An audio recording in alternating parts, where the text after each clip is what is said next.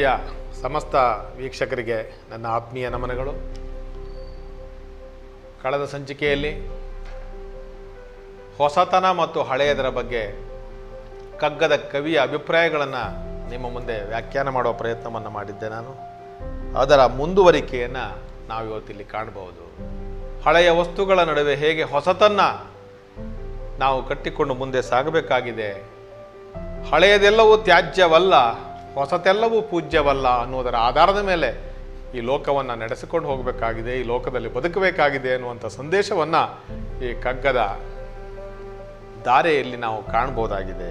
ಪುಲಿಸುಂಗದುಚ್ಛ್ವಾಸ ಹಸು ಹುಲ್ಲೆ ಹಯದುಸಿರು, ಪುಲಿಸಿಂಗದುಚ್ಛ್ವಾಸ ಹಸು ಹುಲ್ಲೆ ಹಯದುಸಿರು, ಹುಳು ಹಾವಿಲಿಯ ಸೊಯ್ಲು ಹಕ್ಕಿ ಹದ್ದೊಯ್ಲು, ಹುಳು ಹಾವಿಲಿಯ ಸೊಯ್ಲು ಹಕ್ಕಿ ಹದ್ದೊಯ್ಲು, ಕಲೆ ತಿರ್ಪುವಿ ಎಲ್ಲ ನಾಮು ಸಿರುವ ಎಲರಿನಲಿ, ಕಲೆ ತಿರ್ಪುವಿ ಎಲ್ಲ ನಾಮು ಸಿರುವ ಎಲರಿನಲಿ, ಕಲಬೆರಕೆ ಜಗದುಸಿರು ಮಂಕುತಿಮ್ಮ, ಕಲಬರಕೆ ಜಗದುಸಿರು ಮಂಕುತಿಮ್ಮ.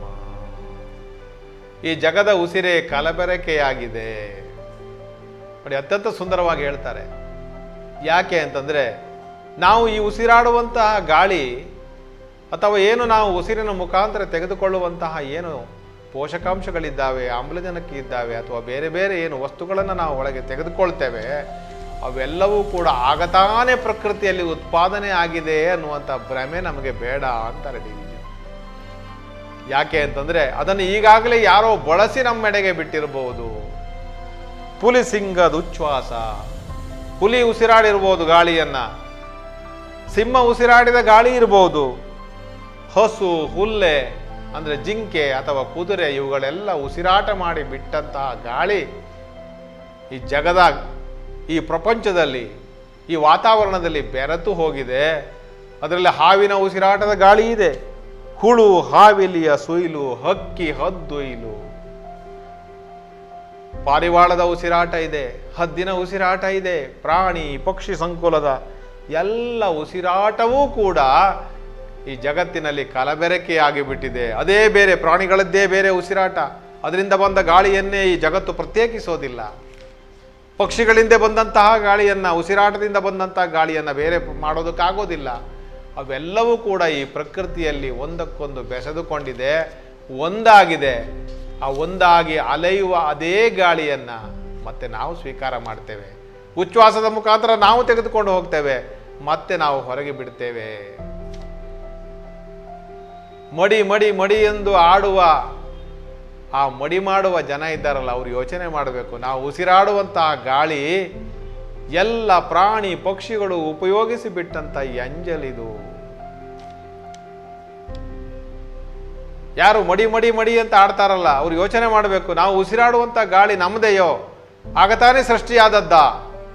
ಖಂಡಿತವಾಗಲೂ ಅಲ್ಲ, ಅವೆಲ್ಲದರ ಕಲಬೆರಕೆ. ಅದಕ್ಕೆ ಕಗ್ಗದ ಕವಿ ಹೇಳ್ತಾರೆ, ಜಗದ ಉಸಿರೇ ಕಲಬೆರಕೆಯಾಗಿದೆ, ಕಲೆ ತಿರ್ಪುವಿ ಎಲ್ಲ ಮುಸಿರುವ ಎಲರಿನಲಿ.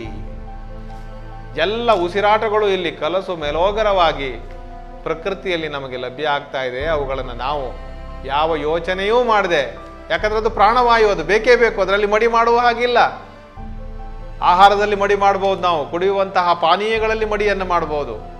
ಅದು ಎಂಜಲಾಗಿದೆ ತಟ್ಟೆ ಅಂತ ನಮ್ಮ ಮಡಿವಂತಿಕೆಯನ್ನು ತೋರಿಸಬಹುದೇ ಹೊರತಾಗಿ, ಪ್ರಾಣವಾಯುವಿನಲ್ಲಿ ನಾವು ತೆಗೆದುಕೊಳ್ಳಬೇಕಾದ ಉಸಿರಾಟದಲ್ಲಿ ಎಲ್ಲ ಮಡಿಯನ್ನು ಮಾಡೋದಕ್ಕೆ ಸಾಧ್ಯ ಇಲ್ಲ.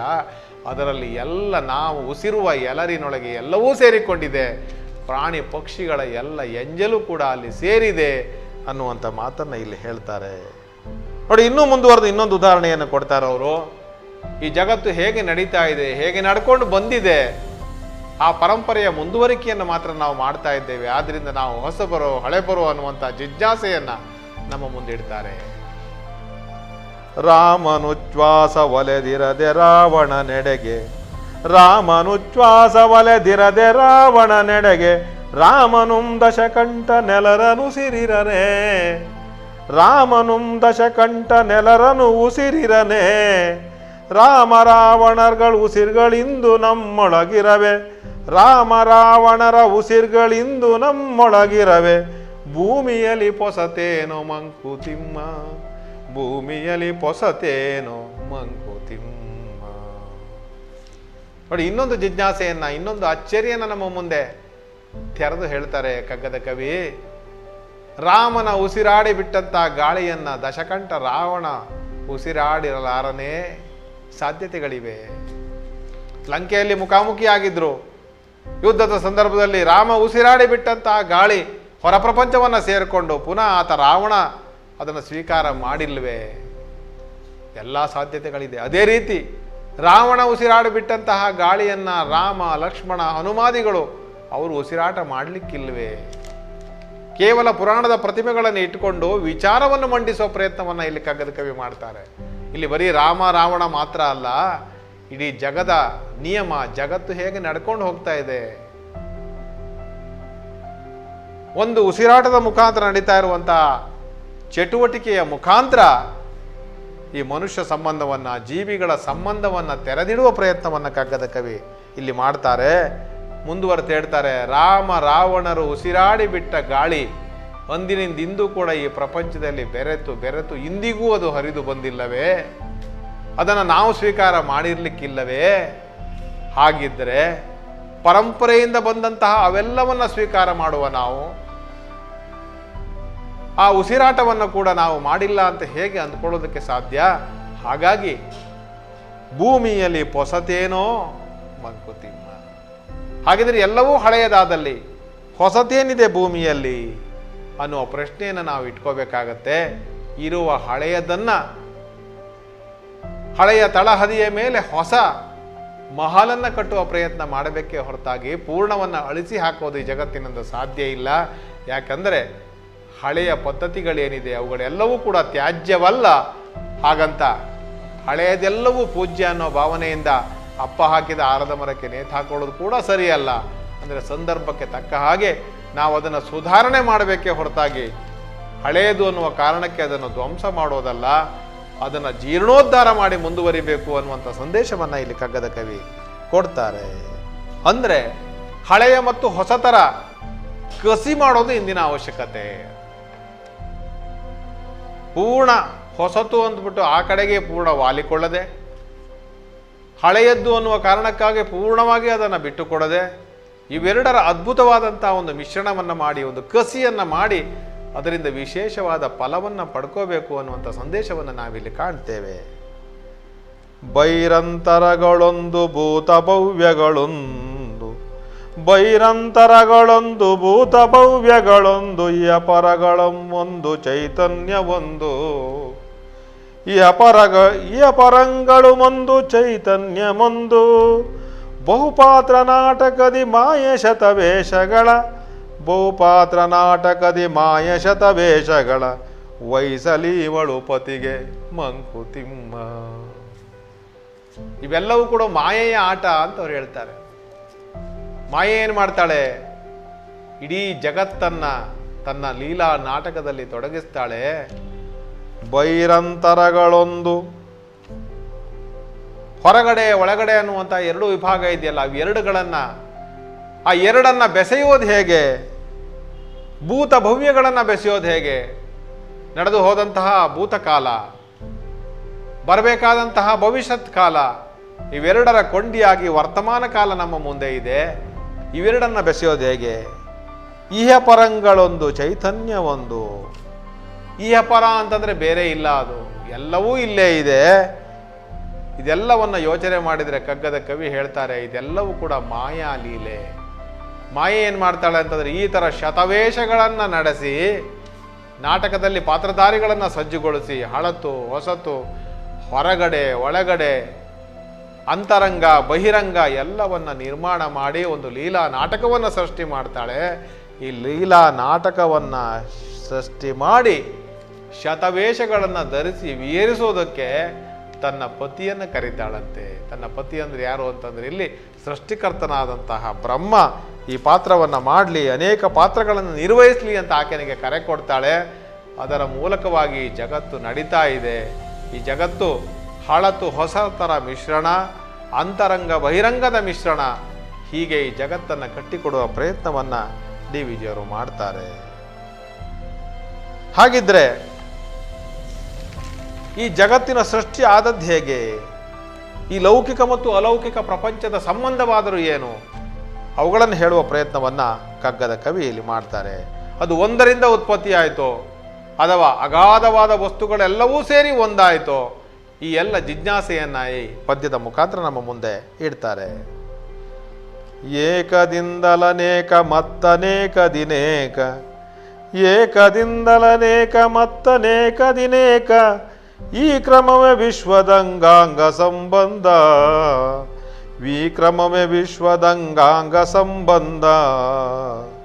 ಲೋಕದಲ್ಲಿ ಜಾತಿಯಲ್ಲಿ ವ್ಯಕ್ತಿಯಲ್ಲಿ ಸಂಸ್ಥೆಯಲ್ಲಿ, ಲೋಕದಲ್ಲಿ ಜಾತಿಯಲ್ಲಿ ವ್ಯಕ್ತಿಯಲ್ಲಿ ಸಂಸ್ಥೆಯಲ್ಲಿ, ಸಾಕಲ್ಯದರಿವಿರಲಿ ಮಂಕುತಿಮ್ಮ, ಸಾಕಲ್ಯದರಿವಿರಲಿ ಮಂಕುತಿಮ್ಮ. ಏಕದಿಂದಲನೇಕ, ಏಕದಿಂದ ಅನೇಕವಾಯಿತೋ ಅಥವಾ ಅನೇಕ ವಸ್ತುಗಳು ಸೇರಿ ಈ ಜಗತ್ತು ಒಂದು ಜಗತ್ತು ರಚನೆ ಆಯಿತು ಅನ್ನುವಂಥ ಜಿಜ್ಞಾಸೆ ಬಹಳ ದಿನಗಳಿಂದಲೂ ನಡ್ಕೊಂಡು ಬರ್ತಾ ಇದೆ. ಕಗ್ಗದ ಕವಿಯನ್ನು ಕೂಡ ಈ ಜಿಜ್ಞಾಸೆ ಇಂದಿಗೂ ಕಾಡ್ತಾ ಹೋಗಿದೆ. ಕಗ್ಗದಲ್ಲಿ ಅನೇಕ ಪದ್ಯಗಳನ್ನು ನಾವು ಕಾಣ್ತಾ ಹೋದರೆ ಅವುಗಳಲ್ಲಿ ಈ ಜಿಜ್ಞಾಸೆಯನ್ನು ಮಂಥನಕ್ಕೆ ಇಟ್ಟಂಥ ಪರಿಸ್ಥಿತಿಯನ್ನು ನಾವು ಕಾಣ್ತೇವೆ. ಇಲ್ಲಿ ಏಕದಿಂದಲನೇಕ ಮತ್ತನೇಕ ದಿನೇಕ, ನೋಡಿ, ಒಂದೇ ಒಂದು ಬೀಜವನ್ನು ನೆಟ್ಟು ಅದು ಗಿಡವಾಗಿ ಮರವಾಗಿ ಹೆಮ್ಮರವಾಗಿ ಬೆಳೀತದೆ. ಅದರಿಂದ ಲಕ್ಷೋಪಲಕ್ಷ ಹೂವಾಗಿ ಹಣ್ಣಾಗಿ ಮತ್ತೆ ಬೀಜಗಳು, ಕೋಟಿ ಕೋಟಿ ಸಂಖ್ಯೆಯ ಬೀಜಗಳು ಮತ್ತೆ ಹೊರಹೊಮ್ಮುತ್ತವೆ. ಆ ಬೀಜಗಳು ಮತ್ತೆ ಧರೆಯಲ್ಲಿ ಪಸರಿಸಿದರೆ ಲಕ್ಷೋಪಲಕ್ಷ ಸಂಖ್ಯೆಯ ಕೋಟಿ ಕೋಟಿ ಸಂಖ್ಯೆಯ ಮತ್ತೆ ಗಿಡಗಳು ಹುಟ್ಕೋತಾವೆ. ತನ್ಮೂಲಕ ಒಂದು ಗೊಂಡಾರಣ್ಯ ಸಿದ್ಧವಾಗುತ್ತೆ. ಒಂದೇ ಒಂದು ಗಿಡ ಕೋಟಿ ಕೋಟಿ ರೂಪವಾಗಿ ತನ್ನನ್ನು ತಾನು ತೆರೆದುಕೊಳ್ಳುತ್ತೆ. ಬೀಜ ಅಂತ ಹೇಳುವಂತಹದ್ದು ಒಂದು ವಟವೃಕ್ಷದ ಚಿಕ್ಕ ರೂಪ. ವಟವೃಕ್ಷ ಅಂತ ಹೇಳುವಂತಹದ್ದು ಬೀಜದ ಒಂದು ಬೃಹತ್ ರೂಪ. ಕಿರು ಬೀಜ ಒಂದು ಬೃಹತ್ ವೃಕ್ಷವಾಗಿ ಬೆಳಿಬಹುದು ಅನ್ನೋದಕ್ಕೆ ಆ ಬೃಹತ್ ವೃಕ್ಷ ಅರಳಿ ನಿಂತ ರೀತಿ ನಮಗೆ ಆಶ್ಚರ್ಯ ಆಗುತ್ತೆ. ಏಕದಿಂದ ಅನೇಕವೋ ಅಂತ ಯೋಚನೆ ಮಾಡಿದ್ರೆ ಈ ಪರಿಸ್ಥಿತಿಗೆ ಬಂದಾಗ ಹೌದು ಅಂತ ಅನಿಸುತ್ತೆ ನಮಗೆ. ಅದೇ ಇನ್ನೊಂದು ರೀತಿಯಲ್ಲಿ ಯೋಚನೆ ಮಾಡೋಣ. ಬೃಹತ್ತಾದ ಸಾಗರ ಹರಿತಾ ಇದೆ.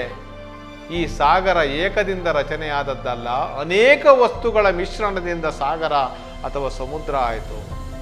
ಅನೇಕ ನದಿಗಳು, ನದಗಳು, ಹೊಳೆಗಳು, ಕೆರೆ, ಕೊಳ್ಳ, ಕಾಲುವೆಗಳು ಹರಿದು ಅದರ ನೀರೆಲ್ಲವೂ ಹರಿದು ಸಮುದ್ರವನ್ನು ಸೇರಿರೋದ್ರಿಂದ ಅಗಾಧವಾದ ಜಲರಾಶಿಯ ನಿರ್ಮಾಣ ಆಗುತ್ತೆ. ಅದು ಸಮುದ್ರ ಅಂತ ಕರೆಸ್ಕೊಳ್ಳುತ್ತೆ, ಸಾಗರ ಅಂತ ಕರೆಸ್ಕೊಳ್ಳುತ್ತೆ.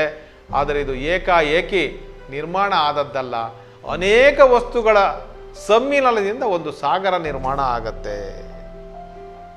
ಇಂಥ ಹಲವಾರು ಜಿಜ್ಞಾಸೆಗಳನ್ನು ನಾವು ಕಾಣಬಹುದು.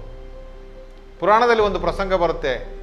ಆದಿಮಾತೆ ಜಗನ್ಮಾತೆ ಈ ಜಗತ್ತಿನ ಮುಂದುವರಿಕೆಗಾಗಿ ತ್ರಿಮೂರ್ತಿಗಳನ್ನು ಸೃಷ್ಟಿ ಮಾಡ್ತಾಳಂತ. ಬ್ರಹ್ಮ, ವಿಷ್ಣು, ಮಹೇಶ್ವರ ಅನ್ನುವಂಥ ತ್ರಿಮೂರ್ತಿಗಳನ್ನು ಸೃಷ್ಟಿ ಮಾಡಿ ಅವರಿಗೆ ಒಂದೊಂದು ಕಾರ್ಯಭಾರವನ್ನು ಕೊಡ್ತಾಳೆ. ಬ್ರಹ್ಮ ಸೃಷ್ಟಿಯನ್ನು ಮಾಡಬೇಕು, ವಿಷ್ಣು ಸೃಷ್ಟಿಯನ್ನು ಪಾಲಿಸಬೇಕು, ಇನ್ನು ಅಂತಿಮವಾಗಿ ಶಿವ ಅವುಗಳನ್ನು ಲಯ ಮಾಡಬೇಕು, ಪುನರ್ ಸೃಷ್ಟಿಗೆ ಅನುವು ಮಾಡಿ ಕೊಡಬೇಕು ಅನ್ನುವಂಥ ಪದ್ಧತಿಯನ್ನು ನಿರ್ಮಾಣ ಮಾಡಿದ್ದಾಳೆ ಅಂತ ಹೇಳ್ತಾರೆ. ನಾವು ಪುರಾಣದ ಕಥೆಗಳಲ್ಲಿ ನೋಡ್ತೇವೆ, ಕೆಲವು ರಾಕ್ಷಸರು ವರದ ಬಲದಿಂದ ವಿಜೃಂಭಿಸಿದ ಸಂದರ್ಭದಲ್ಲಿ ತ್ರಿಮೂರ್ತಿಗಳ ಕೈಯಲ್ಲಿ ಅವರನ್ನು ಸದೆಬಡಿಯೋದಕ್ಕೆ ಸಾಧ್ಯ ಆಗದೇ ಇದ್ದಾಗ ಈ ತ್ರಿಮೂರ್ತಿಗಳು ತಮ್ಮಲ್ಲಿರುವಂತಹ ಚೈತನ್ಯ ಶಕ್ತಿಯನ್ನು ಏಕಕಾಲದಲ್ಲಿ ಅವರು ಹೊರಗೆ ಹಾಕಿದಾಗ ಅವೆಲ್ಲವೂ ಏಕೀರ್ಭವಿಸಿದರೆ ಅದರಿಂದ ಮತ್ತೆ ಜಗನ್ಮಾತೆ ಹುಟ್ಟಿ ಬರ್ತಾ ಇದ್ಲು. ಇದು ಪುರಾಣದ ಕತೆ. ಆದರೆ ಇಲ್ಲಿ ನಮಗೆ ಕಾಣಬರುವಂಥ ಒಂದು ವಿಷಯ ಏನಂದರೆ, ಏಕದಿಂದ ಅನೇಕ ಮತ್ತು ಅನೇಕದಿಂದ ಏಕ, ಈ ಎರಡೂ ಸಾಧ್ಯತೆಗಳನ್ನು ನಾವು ಮನಗಾಣಬಹುದು. ಹೇಗೆ ಕಿರು ಬೀಜವೊಂದು ಇಡೀ ಒಂದು ಗೊಂಡಾರಣ್ಯದ ನಿರ್ಮಾಣಕ್ಕೆ ಕಾರಣವಾಗುತ್ತೋ, ನದಿ, ಹಳ್ಳ, ಕೊಳ್ಳಗಳ ನೀರು ಒಂದು ಸಮುದ್ರವನ್ನು ನಿರ್ಮಾಣ ಮಾಡುತ್ತೋ, ಹಾಗಾಗಿ ಏಕದಿಂದ ಅನೇಕವೂ ಸಾಧ್ಯ, ಅನೇಕದಿಂದ ಏಕವೂ ಸಾಧ್ಯ. ಈ ಕ್ರಮವೇ ವಿಶ್ವದ ಅಂಗಾಂಗ ಸಂಬಂಧ. ನೋಡಿ, ಎರಡು ವಿಚಾರಗಳೇ ಇಡೀ ವಿಶ್ವವನ್ನು ನಡೆಸ್ತಾ ಇರುವಂತಹ ಸಂಬಂಧದ ಒಂದು ಜರಿ ಹರಿತಾ ಇರೋದಿಲ್ಲನೇ. ಅದು ಬರೀ ವಿಶ್ವದಲ್ಲಿ ಮಾತ್ರ ಅಲ್ಲ, ಲೋಕದಲ್ಲಿ, ಜಾತಿಯಲ್ಲಿ, ವ್ಯಕ್ತಿಯಲ್ಲಿ, ಸಂಸ್ಥೆಯಲ್ಲಿ. ಯಾವುದೇ ಒಂದು ಕುಟುಂಬವನ್ನು ತೆಗೆದುಕೊಳ್ಳಿ, ಆ ಕುಟುಂಬದಲ್ಲಿ ಒಬ್ಬ ವ್ಯಕ್ತಿ ಇರ್ತಾನೆ, ಅವನಿಂದಾಗಿ ಸಂಸಾರ ಬೆಳೀತದೆ, 10 ಮಕ್ಕಳು ಹುಡ್ತಾರೆ, ಅವರಿಂದಾಗಿ ಒಂದು ಪರಂಪರೆ ನಿರ್ಮಾಣ ಆಗುತ್ತೆ. ಒಂದು ಸಂಸ್ಥೆ ಇರುತ್ತೆ, ಸಂಸ್ಥೆ ಅನೇಕ ಸದಸ್ಯರು ಸೇರ್ಪಡೆಯಾಗ್ತಾರೆ, ವರ್ಷದಿಂದ ವರ್ಷಕ್ಕೆ ಆ ಸಂಸ್ಥೆ ಬೆಳೆದುಕೊಂಡು ಹೋಗುತ್ತೆ. ಒಬ್ಬ ವ್ಯಕ್ತಿಯಿಂದ ಪ್ರಾರಂಭಗೊಂಡಂತಹ ಒಂದು ಸಂಸ್ಥೆ ಬೃಹತ್ ಸಂಸ್ಥೆಯಾಗಿ ಬೆಳೆಯೋದಕ್ಕೆ ಸಾಧ್ಯ ಇದೆ. ಹಾಗಾಗಿ ಈ ಲೋಕದಲ್ಲಿ, ಜಾತಿಯಲ್ಲಿ, ವ್ಯಕ್ತಿಯಲ್ಲಿ, ಸಂಸ್ಥೆಯಲ್ಲಿ ಎಲ್ಲ ಕಡೆ ಕೂಡ ಏಕದಿಂದ ಅನೇಕ, ಅನೇಕದಿಂದ ಏಕ, ಈ ಎರಡೂ ಸಾಧ್ಯತೆಗಳನ್ನು ನಾವು ಗಮನಿಸಬಹುದು. ಆದರೆ ಇದರ ಸಾಕಲ್ಯದ ಅರಿವು, ಇದರ ಪರಿಪೂರ್ಣವಾದಂಥ ಅರಿವು, ಹೀಗಾಗೋದಕ್ಕೆ ಸಾಧ್ಯ ಅನ್ನುವಂಥ ಅರಿವು ನಮಗೆ ಬರಬೇಕಾದದ್ದು ಮುಖ್ಯ ಅನ್ನುವಂಥ ವಿಚಾರವನ್ನು ಕಗ್ಗದ ಕವಿ ನಮ್ಮ ಮುಂದೆ ಇಡ್ತಾರೆ ಇಲ್ಲಿ. ಇನ್ನು ವ್ಯಕ್ತಿಯ ಪಾತ್ರ ಏನು ಈ ವಿಶ್ವದಲ್ಲಿ? ಒಂದು ಜೀವಿಯಾಗಿ ನಾನು ಈ ಲೋಕಕ್ಕೆ ಬಂದಿದ್ದೇನೆ, ನನ್ನ ಪಾತ್ರ ಏನು, ಎಷ್ಟು? ಸಂಪೂರ್ಣ ಗೋಳದಲ್ಲಿ ನೆನೆದೆಡೆಯ ಕೇಂದ್ರವಲ, ಕಂಪಿಸುವ ಕೇಂದ್ರ ನಿಂ ಬ್ರಹ್ಮ ಕಂದು ಕದಿ. ಸಂಪೂರ್ಣ ಗೋಳದಲ್ಲಿ ನೆನೆದೆಡೆಯ ಕೇಂದ್ರವಲ, ಕಂಪಿಸುವ ಕೇಂದ್ರ ನೀಂ ಬ್ರಹ್ಮ ಕಂದು ಕದಿ. ಶಂಪಾತರಂಗವದರಳು ತುಂಬಿ ಪರಿಯುತ್ತಿದೆ, ಶಂಪಾತರಂಗವದರಳು ತುಂಬಿ ಪರಿಯುತ್ತಿದೆ. ದಂಬೋಳಿ ನೀನಾಗು ಮಂಕುತಿಮ್ಮ, ದಂಬೋಳಿ ನೀನಾಗು ಮಂಕುತಿಮ್ಮ. ಇಂತಹ ಅದ್ಭುತವಾದಂತಹ ವಿಶ್ವ ಏಕದಿಂದ ಅನೇಕವಾಗಿ, ಅನೇಕದಿಂದ ಏಕವಾಗಿ ಹೊರಹೊಮ್ಮುತ್ತಾ ಇರುವಂತಹ ಈ ಪ್ರಪಂಚದಲ್ಲಿ ಜೀವಿಯಾಗಿ ಹುಟ್ಟಿದ ನನ್ನ ಪಾತ್ರ ಏನು, ನನ್ನ ಯೋಗ್ಯತೆ ಏನು, ನನ್ನ ಕರ್ತವ್ಯ ಏನು ಅಂತ ಯೋಚನೆ ಮಾಡೋದಾದರೆ, ಸಂಪೂರ್ಣ ಗೋಳದಲ್ಲಿ ನೆನೆದೆಡೆಯೇ ಕೇಂದ್ರವಲ್ಲ.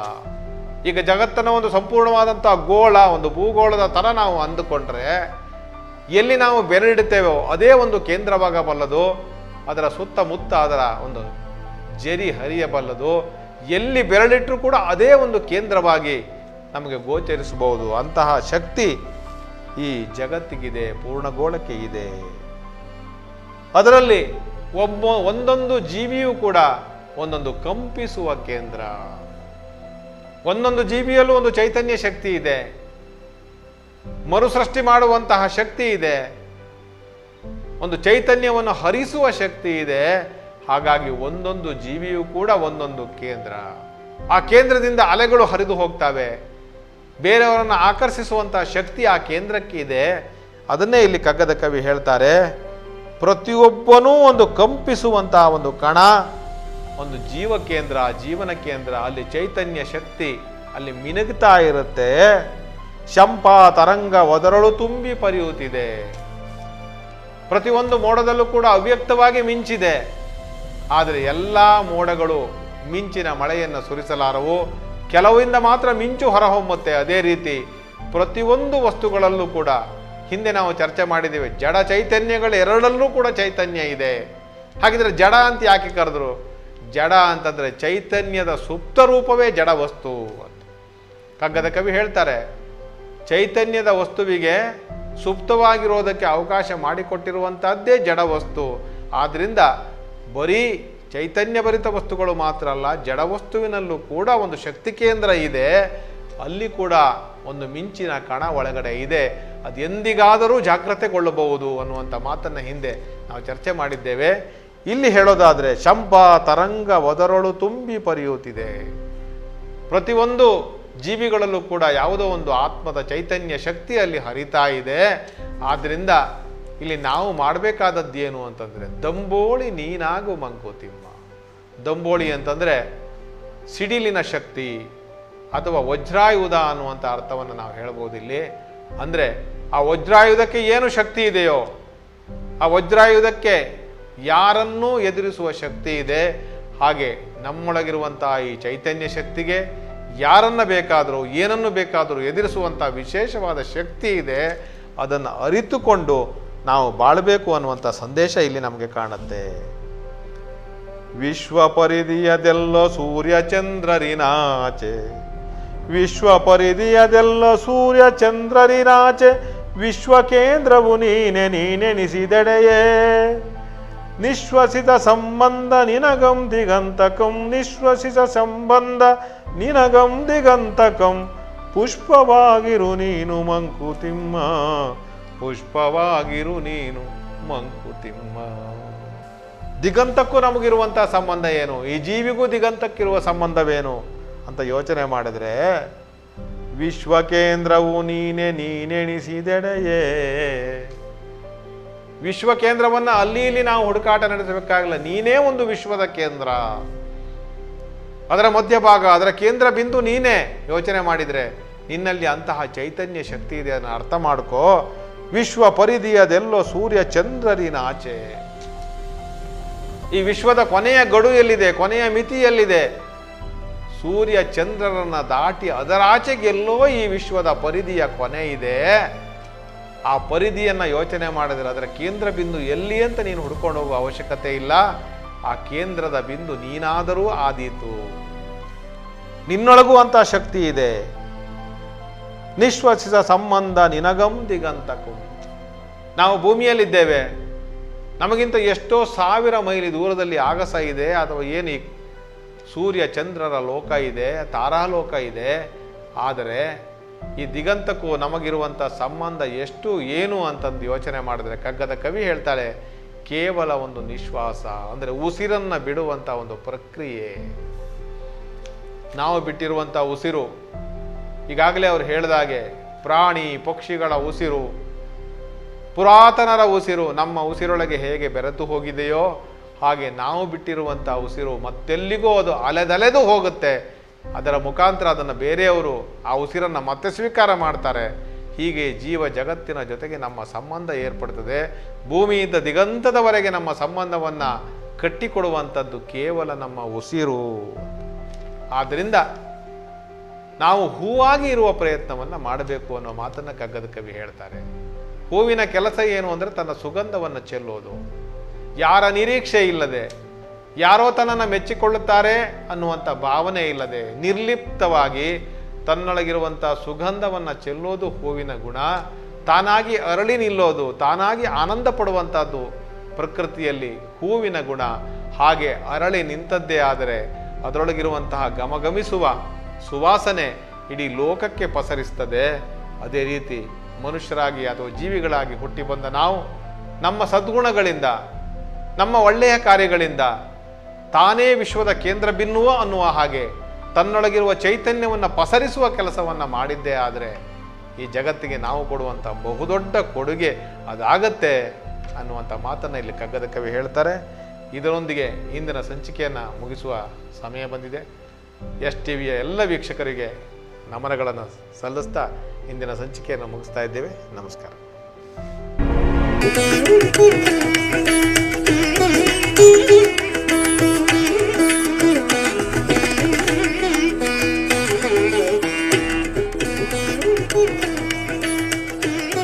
Thank you.